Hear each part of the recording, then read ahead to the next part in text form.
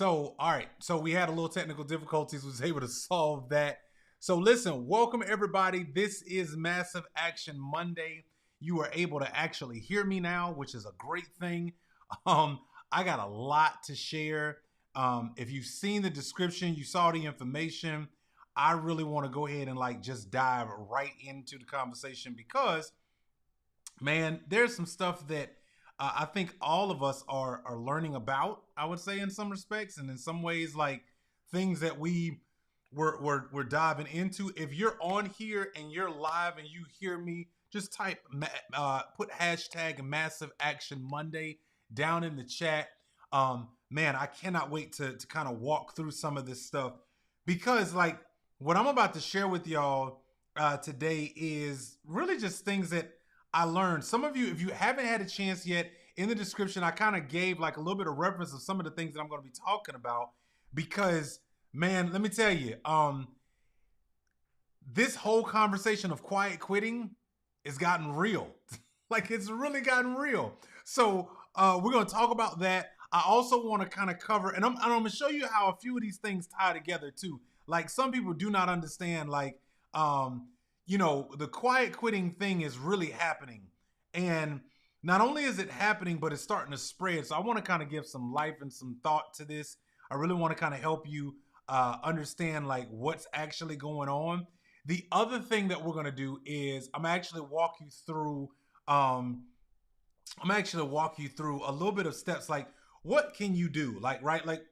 Sometimes people talk about these things, just talk about them as a trend.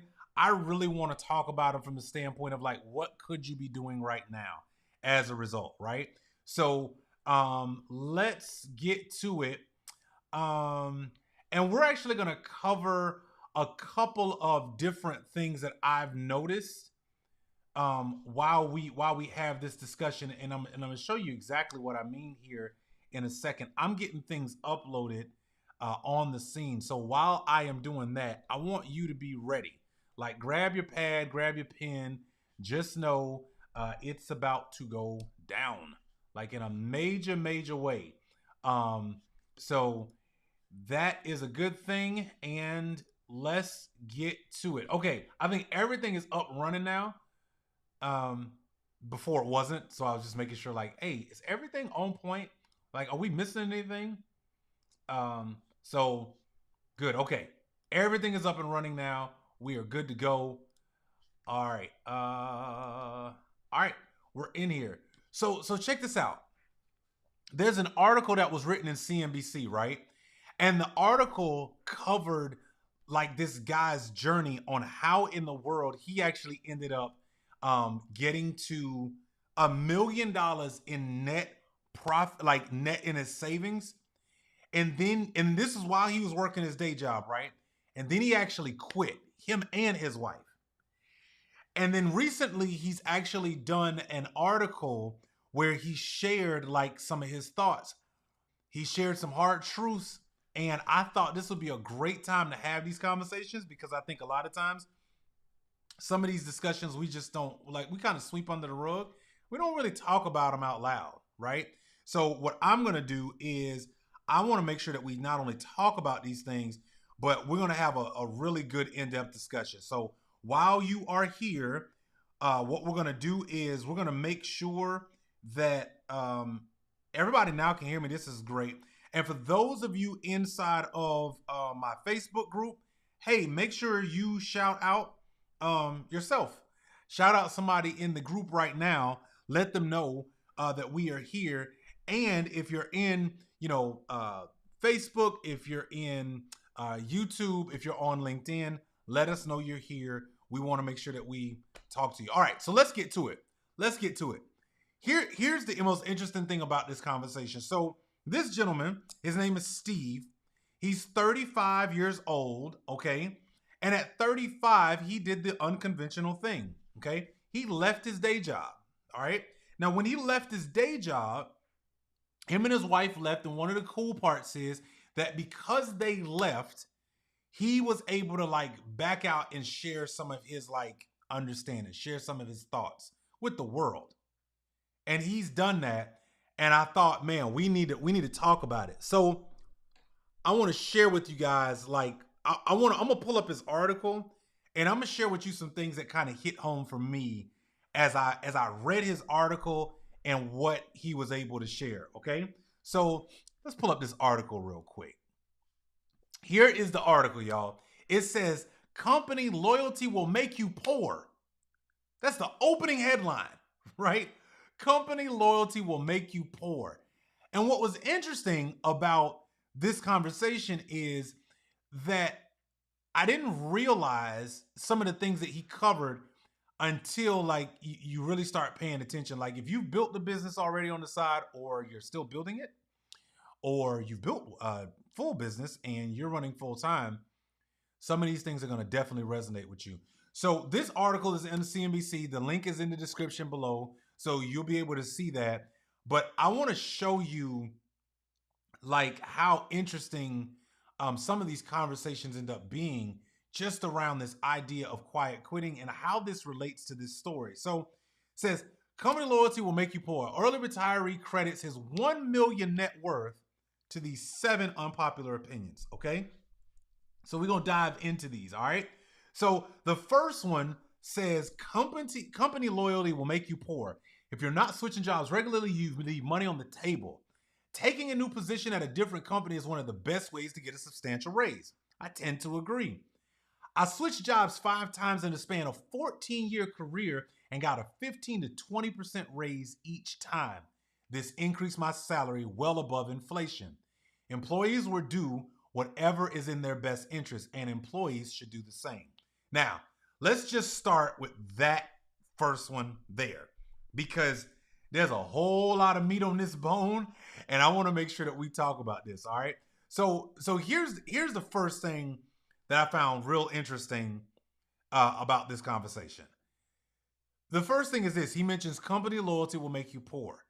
Why is he saying that? I think it is not lost on any of us that when you get a job, no matter what your salary is today, right? No matter what it was when you got the job 15 years ago or whatever the case may be, that number for that role does not always match inflation and the cost of living and everything else. And even if you got a high salary to start with, yes, you might have a little bit of buffer from a living standpoint, but there's a lot of people that I talk to today that honestly, they are feeling it. Not in the sense of like, oh, I don't have enough money. No, they're starting to realize that the gap, there's not a lot of stretch between their dollar anymore. In fact, I read this really interesting article that was really helpful to me. It says that it talks about the $100 today versus $100, 10, 20 years ago. And one of the things it talks about is it talks about how in terms $100 with the brunch friend in 2022 is not the same thing as it was back in 2019. It's about $15 less in worth. But then it says in the year 2000, that same $100 would now cost you 172, and in 1980 it would set you back $359. Ladies and gentlemen, I don't know about you, but that sounds like serious changes of inflation. Now, what does that have to do with this article? Well, to me, everything. Because one of the things that we've got to start thinking about, especially here for Massive Action Monday, I want you and I to get real serious about the where you're placing your loyalty. Like he's talking about company loyalty will make you poor. Why is he saying that? Because if you're not willing to move to where the money is, either physically, like meaning literally physically moving locations. Some people will not leave their hometown. Some people won't even go to the other side of town, right? Not realizing that by not willing to make that move, you are limiting your income options, right?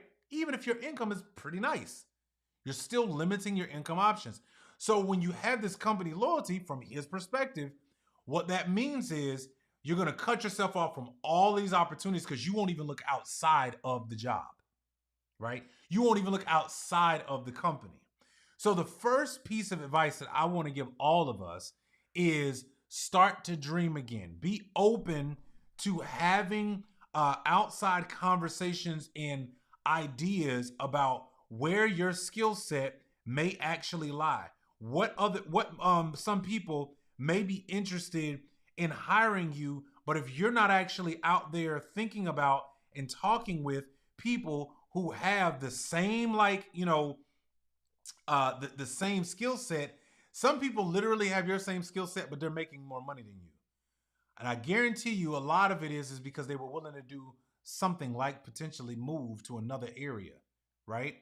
And be able to make sure that their dollars stretch further. So company loyalty, tell me down in the comments, what do you think about company loyalty nowadays, right? Does it mean something different to you? Think about it if you've been working your job, for 10 years or working with the same company even for 10 years. Does it have the same meaning? Talk to me down in the comments. Let me know about that. Let's get over here to number 2.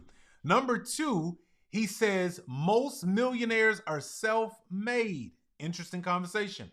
A 2022 report from a research firm Ramsey Solutions found that 74% of millennials believe millionaires inherited their money, and more than half of baby boomers think the same. But many of the millionaires I knew built their wealth on their own, and knowing that gave me a greater financial motivation. In fact, of the 10,000 millionaires that Ramsey Solutions surveyed, 79% didn't even receive an inheritance. Instead, most of them got rich through consistent investing, avoiding debt, and smart spending. Now, let's talk about this one for a second, because this is an interesting piece here for those who, most people, you hear all the time, people say, oh, I'm a self-made person, right? Well, it's probably part true, meaning you didn't get a slush fund, right? Like nobody handed you down some money. Most people, if we're honest, even when a parent or a loved one passes away, that money was only enough to actually be able to bury that member, if there was enough of that, right? And here's the way I want us to kind of think about investing, consistent investing, right? Notice he said consistent investing. Because for many of us, the world today has us stuck on pause, like in neutral, around instant gratification. We're just stuck on that. Like, got to get it now. It's got to happen right now. And when you start building a business or you start building your side business, one of the quick things you find out is the return on the investment of time, effort, energy, and money that I might put into that business might actually take a little while. And what I build out might take some time for me to get really good at it, so that I'm dialed in to the marketing, to the messaging, to speaking to my customer, and all of those things. That takes time. That is far from, any version of instant gratification, right? So that that consistent investing means, what am I doing with my discretionary income? What am I doing with my knowledge, right? Am I reading? I heard this weekend a really great quote that said, here's the deal. The best real estate investment you will ever make is in between here, right? This is the best real estate you have. And so some people haven't even made consistent investing in reading, coaching, mentorship, communities, right? Masterminds, whatever you got to do, but you got to start putting yourself in those places, all right? So that was number 2. Let's talk about number 3, because number 3 gets even further.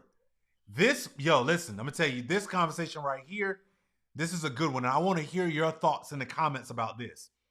Your life partner can hurt your finances.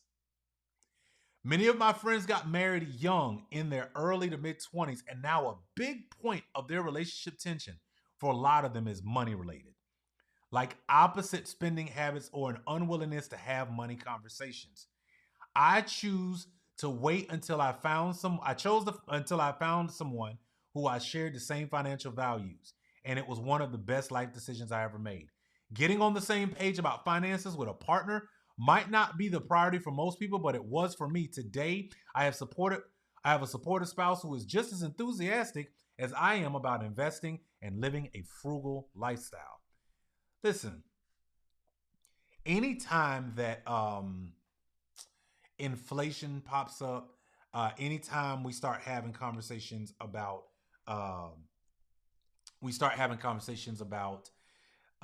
recessions, people tend to start thinking frugal. I want you to know something right now. You can be frugal and making a lot of money, and you can be frugal because you have no money. I would say take your pick and do the former. Learning to build your business and being frugal while you're, bringing in profits is a really important thing to get really good at. Now, there's something in here that he talked about. Listen, he realizes that for a lot of people, money conversations is a big tension. It's a humongous tension for a lot of people.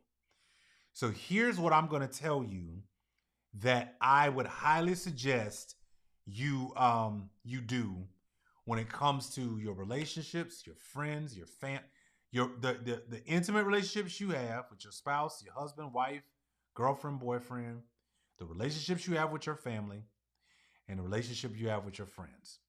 Let's just talk about those for a second. It's really important that you and I are open to money conversations.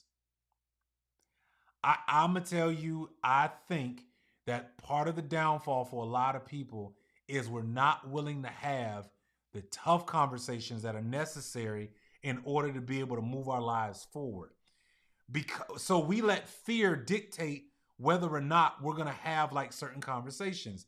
And I'm just gonna be honest with you, I don't think that's a good strategy at all. Because at some point the inability to communicate and a decision about money are going to intersect. And when you have two different opinions when that moment happens, that could be a powder keg. Let me tell you about a good way that I would suggest you be able to start having those conversations with your spouse, your loved one, your boyfriend, girlfriend, whatever the case may be. I would do it, get a meal together and start having a dream state conversation. Hey, what would we do when we reach X amount of dollars a month? What would you like to be doing? Right? Hey, I got a personal goal to make an additional $30,000 a month. What do you think about that? Are you open to making an extra $30,000 a month? How does that make you feel? What types of things do you think we could do in order to be able to increase our monthly income together? We've got to start inviting those conversations. If you're struggling and maybe you feel a little, uneasy about these discussions, you're going to continue to feel like that until you start having them. And the more you have those conversations, the less you'll feel like that. Tell me down in the comments if you struggle with having money conversations of any kind, whether it be your loved one, whether it be your family, or whether it be your friends. Let me know down in the comment. And we want to help you with having those discussions. Let me give you some advice about talking about money with family. Here's been my experience that has been difficult for me. Prior to making any extra amount of money, I didn't even put a concept in my mind about money that I made. Why? Because I was so focused on just working and getting paid. Never entertained about building a business, never entertained getting to know as many now multimillionaires and entrepreneurs that I know now. Would have never saw that coming. And unfortunately, as things changed in my life, so did the conversations with my family. So let me give you a little bit of advice speaking from experience. Here's the first thing. You owe nobody an explanation about what you're doing and why you're going about it when it comes to your family. The only person you are accountable to is you, to God, yourself, and your spouse. Okay? That is it. And your kids, right? Like, if they're supporting you, your family will probably be very confused, especially if you grew up in a household like mine, come from no money, doesn't really talk about money, only watches the news to understand money, and always complaining about not having enough and always living in lack. If you come from that the way I did, unfortunately, the ability to even open your mouth and have certain financial discussions becomes difficult. So, what you've got to do is with your family, I limited my financial conversations with my family when we would get together. Oh, yeah. I limited them. I didn't talk about money during the holidays, right? If my family saw that maybe I was out on vacation with my family or I'm traveling for business or whatever, I just didn't engage in those conversations. Because here's what unfortunately we try to do, because we become more people pleasers than purpose driven. We're trying to justify to other people and defend ourselves from what other people feel. You can't do that with your family. People are going to feel the way they feel because all they remember is the 14-year-old you, right? Or the young in college you, right? And they've locked in that version of your intelligence, of your understanding, of your history, and they're not going past that in their mind, right? So you have to limit those conversations. Now, when it comes to your friends, it can get very difficult. If you're building a side business or you're building your full-time business, I'm gonna tell you right now, you might spend a lot of time alone. You just might. Because if they're not building a business too, you're gonna find spaces where you're gonna have long gaps where you just don't have anything to talk about. Not because you're trying to be funny, but because on your mind is all of the things that go into building a business. And they're looking toward the weekend and you've forgotten about what day of week it is. Right? You're consumed with building your business, as rightly you should be. And so you might find there's a not necessarily a communication gap, but if you start to hear things from your friends like, "Oh, you've changed. You don't hang out with us as much as more as you used to. It feels different." Yeah, it does feel different because I'm building a business, and it should feel different, right? Like maturity should feel different, right? You don't operate the same way today at 34 that you did at 16. You're not the same person at 52 that you were at 22, right? But unfortunately, people want to hold on to a version of you. And that version, once they lock that in their mind, they're not willing to let that go all the time. So with your friends, you might have that separation. So let's move on to the next section of this discussion because this is where it gets even better.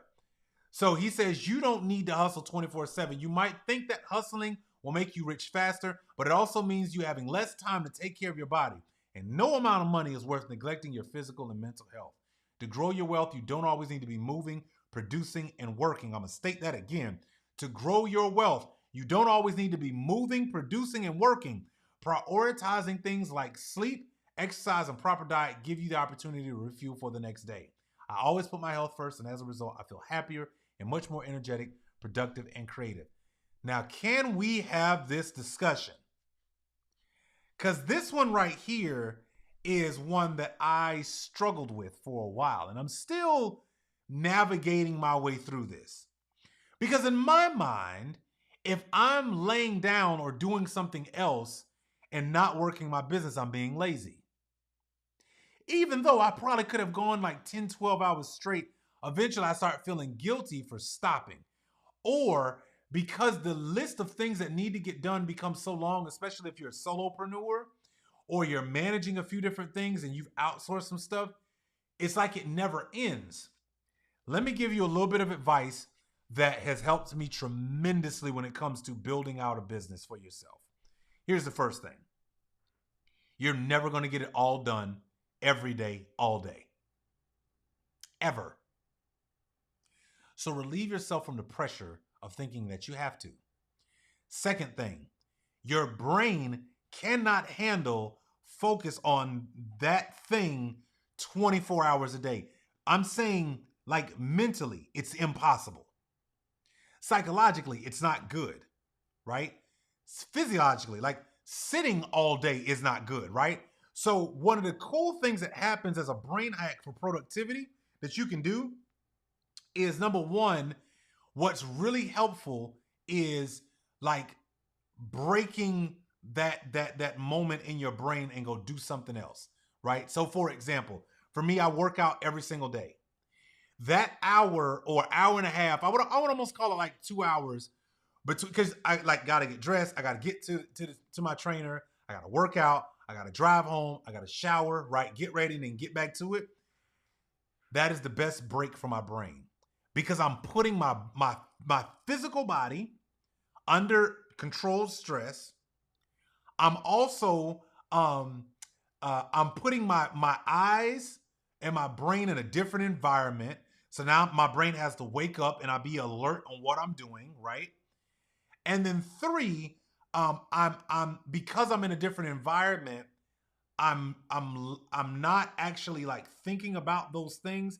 But what has happened to me is certain answers will come to me because I'm not sitting in the same environment the entire time. Or ideas, right? Or I get this energy in order to be able to keep going. So you and I have to take care of our bodies. You cannot neglect your physical wellness to make a buck. I've watched people die with a lot of money, but they died, short-lived only because they didn't really want to take care of their body, man. So let's move on to the next one. This is getting good now. This is getting good. And tell me down in the comments, what are you doing physically to take care of your body and your life? All right. Number 5, growing up poor doesn't mean you can't build wealth. This is a good one. I came from a very low income family. My grandfather was a pastor and barely got by financially because he wasn't good with his money. My dad adopted those same habits and spent most of his early years living paycheck to paycheck. Luckily, he recognized his father's bad habits and changed his ways later in life. He taught me the value of saving and investing and told me that credit card debt would ruin my financial stability like it did for his dad. I learned that even if without a six-figure salary, you can still get rich. This is one of the basic principles that I would tell you that all of us need to be mindful of almost every single day. Why is that important? Because many of us are using this device to measure ourselves against other people and other people's successes and other things that other people have gotten done and what they've been able to create. And what you forget is they're showing you their results, which is a snapshot in time. What you do not see is how long it's taking them to get that one result that they're reposting a million different ways, right? So we've got to temper our own expectations of ourselves, but we've also got to be willing to say, you know what? I can make it and I can do better, but I've got to probably bring my spending down, right? Basics. Most of us don't struggle financially for like complicated stuff. Most of us, our finances aren't complicated. We're the ones that's complicated. We want what we want and we like what we like, right? So learning to temper yourself and bring down like this desire and this need, again, social media and everything else is, you're watching somebody else's results, right?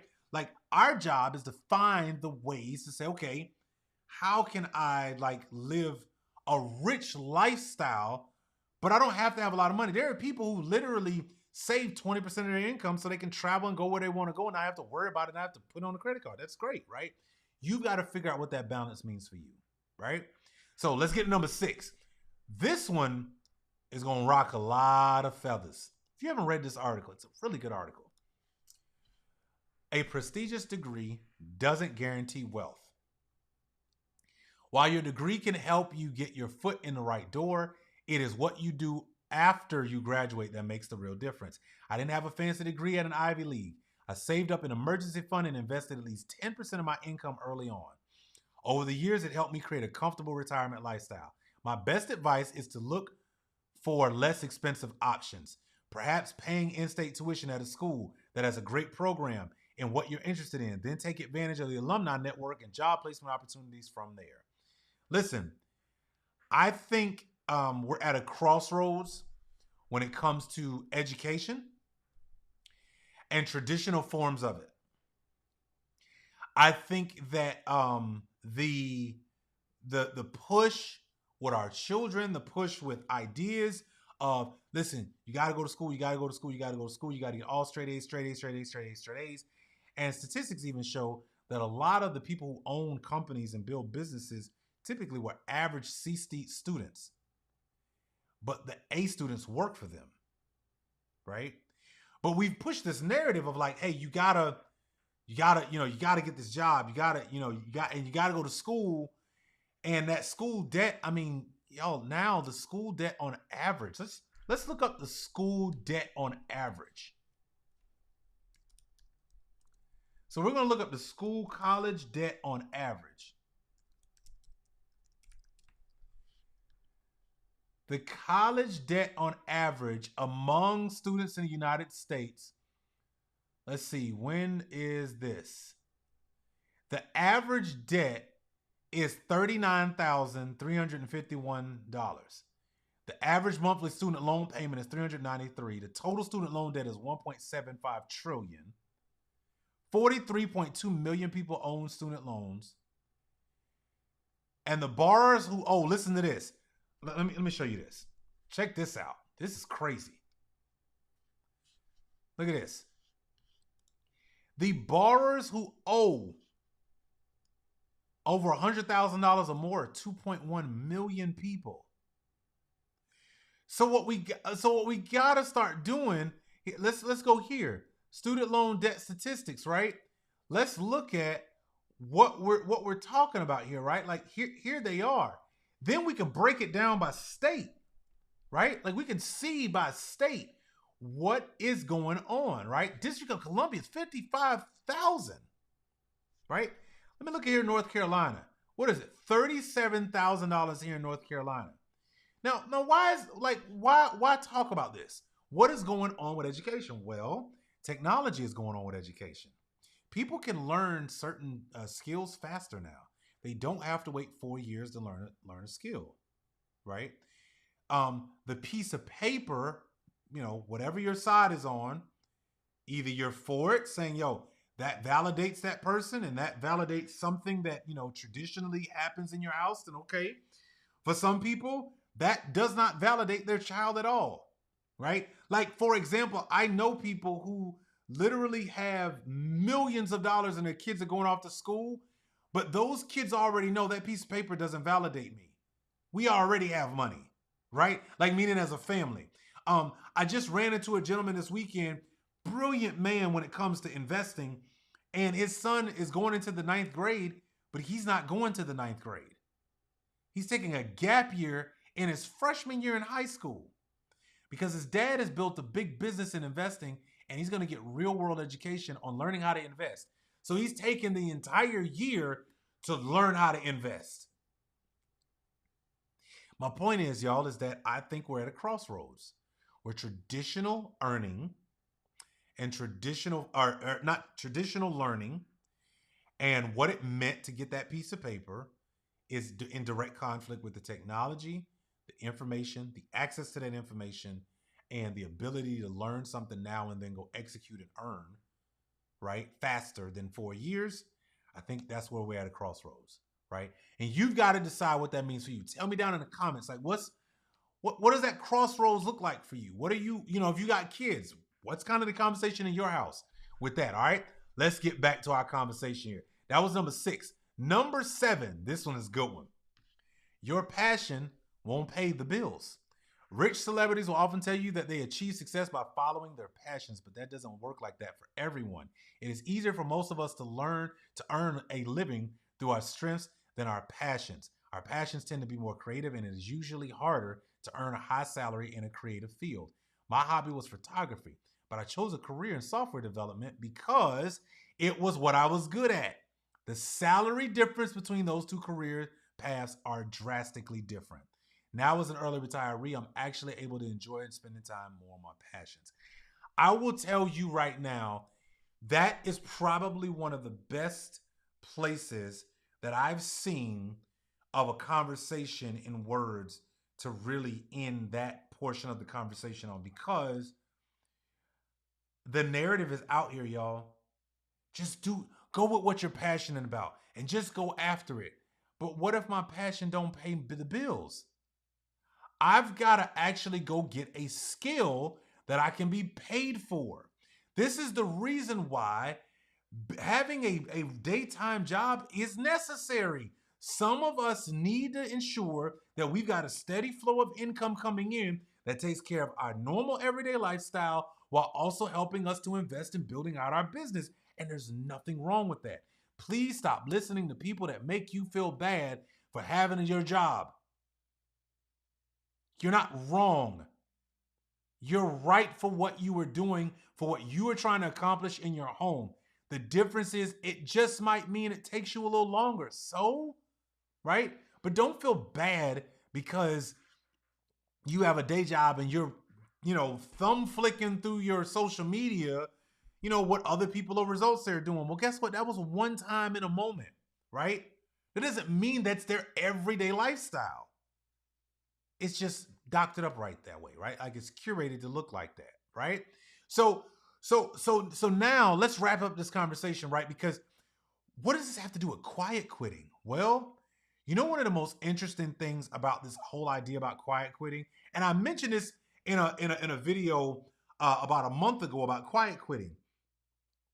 The more that companies have gotten away from really taking care of their employees, the more companies have said, do more to climb the corporate ladder, harder, harder, harder, more hours, more hours, more hours. At some point, every human has a breaking point. Every human.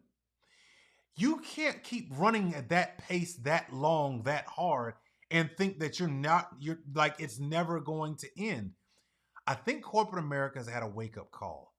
And the best, and I know this, just hear me out when I say this.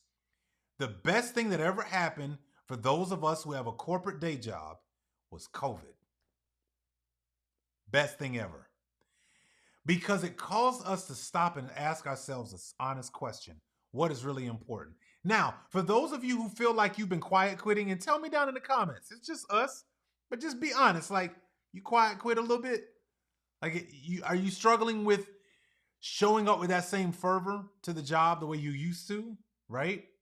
Is that what's going on? Well, quiet quitting, as it's been kind of coined now, here's the thing. I heard it mentioned earlier, and I really had to think about this. But somebody was having this conversation and they said, hey, listen, quiet quitting might not be a bad thing the way people think it is. Quiet quitting might be just doing your job.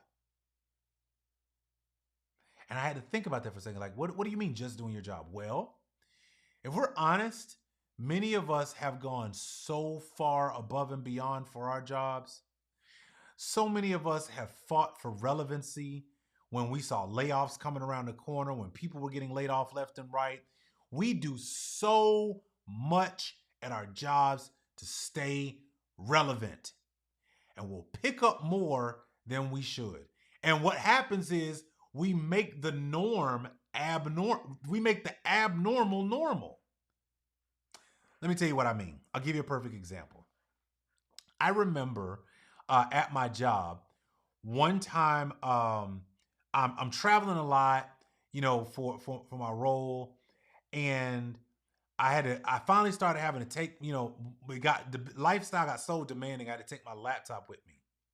And as I'm taking my work laptop with me everywhere, I found myself answering emails at 5:37 p.m., 7:34, 8:19 p.m. I found myself checking my laptop over the weekend and responding to emails. Because here's what happens as a result of you doing that. You're making micro commitments that create large assumptions on the other side. I'm going to state that again. Every time you don't draw a line in the sand between your day job and your life, you're creating micro commitments that create large assumptions on the other side. Well, if I keep answering emails after hours, that becomes the expectation on the other side. If I answer an email and get a document done on Saturday when I should be watching baby girl kick her soccer goal or t-ball or swimming, but instead I'm over there doing an email and doing a deliverable, I'm now making micro commitments, little over time, to the job and to those people, because then they think, oh, that's cool. Oh, just send Chris an email. He'll answer. How many times have we heard that? Oh yeah, just send him he'll answer. Yeah, it doesn't matter. Just send it to him. He'll respond.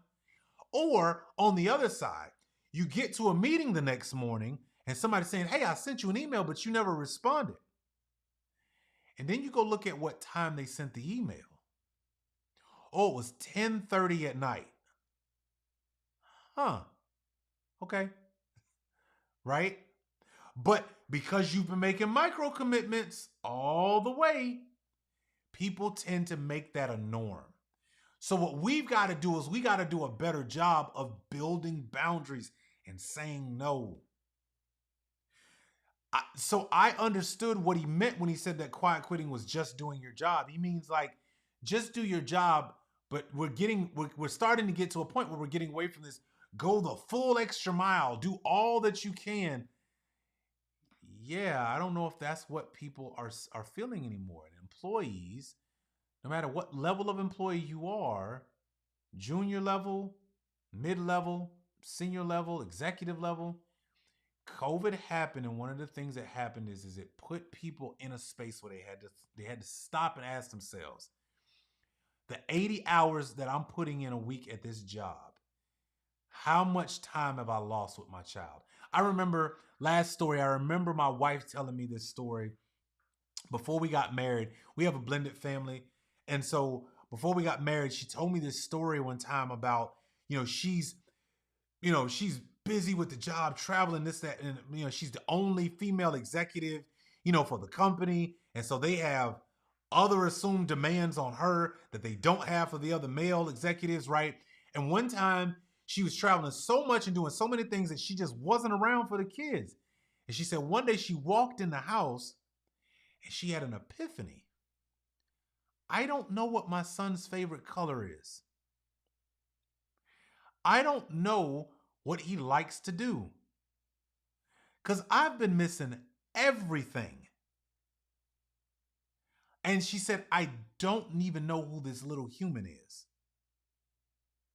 And that was the day that she realized, I've been way too loyal to this company.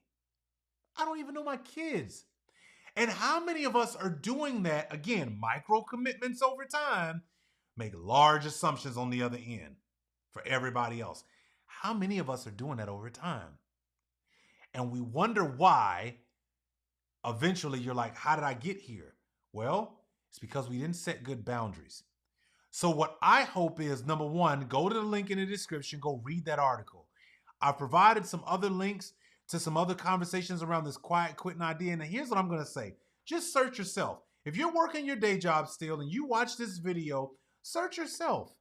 I'm not saying don't do your job at work. I'm saying maybe you've made way too many commitments and you've blurred the lines between your regular life and your job, and you've made it more acceptable for your job to overrun your life.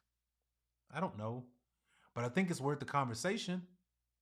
And if your job or the culture of your organization is not leaning more heavily into allowing you to have a life, and there's more push for you to just keep being here, longer hours, all this stuff, you've got to ask yourself a question. Is this where I want to be the next 10 years? Do I want to operate in this manner? Right? That's what you got to ask yourself. Now, you may love your job. I loved what I did. So it wasn't like for me, like I was like disgruntled with my job. No, I loved what I did. Love training. Love teaching. Love doing it, right? But I had to start asking myself, is this really what I was after, right? So listen, for Massive Action Monday, I know I covered a lot of stuff. Go read that article and leave a comment down below. You tell me, like, what is it that you know, like, in your world, like, oh man, I need to pay attention to that. We walked through those seven things, those seven lessons that Steve walked through, right? In his article. Go read that. And last but not least, I'm gonna tell y'all, the book is here. From Side Hustle to Side Business has popped up, ladies and gentlemen. You need to get your copy. How to take any product and service and turn it into storage, success, and sales with my business coach, Myron Golden. The book is here. You need to order yours now. Thank you so much for watching. Thank you for being here for Massive Action Monday. And man, listen, go do something this week. Massive Action Monday is not about action you're going to take next year. Based on the conversation today, the lessons learned from a guy who retired at 35 with a net savings of $1 million, and his lessons, what are you going to go apply to your life based on this conversation? Right? What are you going to do? Do you need to go build some boundaries at work as a result? I want you to think about that. And then I'd love for you to be able to share with me down in the comments below. I will respond. I love talking to you. Love kind of hearing your stories and seeing what's going on. Thank you for being here for Massive Action Monday. Go make the most action you can in your life. Go make a difference. Let's go change the world one day at a time. Thank you so much for being here. You can also have this experience on the audio podcast. We are on every platform: Apple Podcasts, Google Play, Spotify, you name it, wherever you get your ear hustle on, including Audible, by the way. Wherever you get your ear hustle on, you can listen to the show. So listen to the show there. Thank you so much for watching. Thank you so much for being here. Thank you so much for subscribing. Thank you so much for allowing me to be able to share with you better ways that you can grow your side business. Take care. Have a great day, and I look forward to seeing you in the next episode.